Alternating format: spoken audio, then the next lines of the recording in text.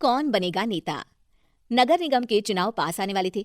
पूरे कानपुर शहर में टिकट को लेकर मारामारी शुरू थी, लेकिन सबसे ज्यादा चर्चा में वार्ड नंबर 40 की सीट थी। वो इसलिए क्योंकि इस बार वहां की सीट महिला के लिए आरक्षित थी। अब सवाल ये था कि चुनाव लड़ेगा कौन। इससे पहले ठाकुर साहब वहां से पार्षद थे और इस बार उन्होंने अपनी पत्नी सीमा ठाकुर को टिकट दिलवाई और ठाकुर साहब की शान के कारण सीमा जी ने 20,000 वोटों से चुनाव जीत लिया। अरे बधाई हो सीमा भाभी, अब तो आप वार्ड की पार्षद बन गई हैं। अब तो हमारे काम आप ही करवाएंगी। अरे ये तो सिर्फ नाम की पार्षद बनी है, वो तो महिला सीट आ गई, वरना पार्षद तो मुझे ही बनना था। अब भले ही चेहरा इसका होगा लेकिन पावर तो मेरी ही होगी। अरे वाह भाई साहब, क्या दिमाग लगाया है आपने भी। आइए आप लोग, खाना लगा दिया है सबके लिए। सीमा जी पार्षद बन चुकी थी, फिर भी उनकी एक ना चलती। सारे काम ठाकुर साहब खुद ही संभाल लेते और जहां जरूरत पड़ती वहां सीमा जी का अंगूठा लगवा लेते। सीमा जी ज्यादा पढ़ी लिखी भी नहीं थी। एक दिन ठाकुर साहब और सीमा एक प्रोग्राम में जाते हैं। अरे ठाकुर साहब आप आ गए। ओहो, पार्षद मैडम भी आ गई हैं। स्वागत है आप दोनों का। लगता है हमारे पार्षद फंड का सही इस्तेमाल हो रहा है। चलिए अब उद्घाटन करते हैं। ये लीजिए ठाकुर साहब कैची, आप ही सबसे पहले प्रवेश कीजिए। सब लोग आगे निकल जाते हैं और सीमा जी पार्षद होने के बावजूद भी पीछे खड़ी रह जाती हैं। वो देखती हैं कि वेलकम बोर्ड पर उनका नाम है, लेकिन महिला होने के कारण कोई उनका सम्मान नहीं कर रहा। अगले दिन एक आदमी उनके घर आता है।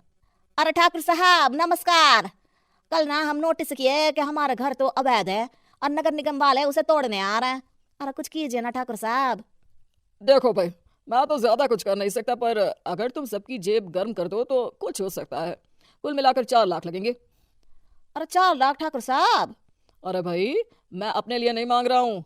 दरोगा है, इंजीनियर बाबू है, बड़े साहब है, सबको देना पड़ता है ना थोड़ा थोड़ा। बोलो है मंजूर?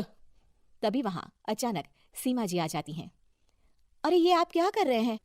पहले इन्हीं लोगों से तो आपने वोट मांगे, अब इनसे ही पैसे ले रहे हो।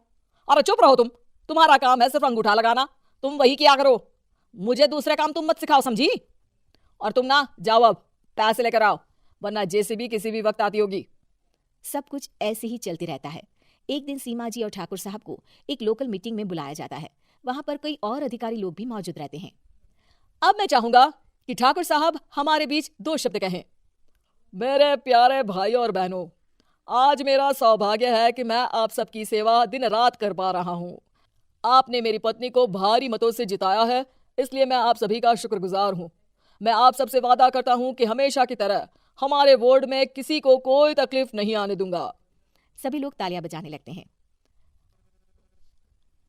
अब मैं माननीय पार्षद मैडम को स्टेज पे बुलाना चाहूंगा। अपने नाम को बुलाया सुनकर सीमा जी एकदम चौंक जाती है। उन्हें बिल्कुल उम्मीद नहीं थी कि इतनी बड़ी जगह उन्हें मंच पर बुलाया जाएगा। जैसे तैसे वो मंच पर चढ़ती हैं। ऊपर जाते ही सीमा जी को सारी पुरानी बातें याद आ जाती हैं कि किस तरह उनके पति उन्हें कभी भी आगे बढ़ने नहीं देते और उनके नाम से गलत काम करते हैं। वो बोलने लगती हैं, मैं आपके वार्ड की पार्षद सीमा हूँ। आप में से बहुत कम लोग ही मुझे जानते होंगे, क्योंकि इससे पहले मुझे कभी ऐसा मौका ही नहीं मिला।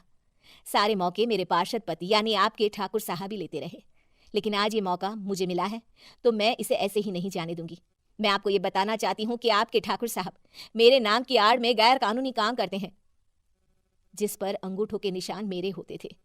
इसीलिए मैं अपनी गलती मानती हूँ और आज अपने पद से इस्तीफा देती हूँ, ताकि आगे से कोई गलत काम ना हो पाए।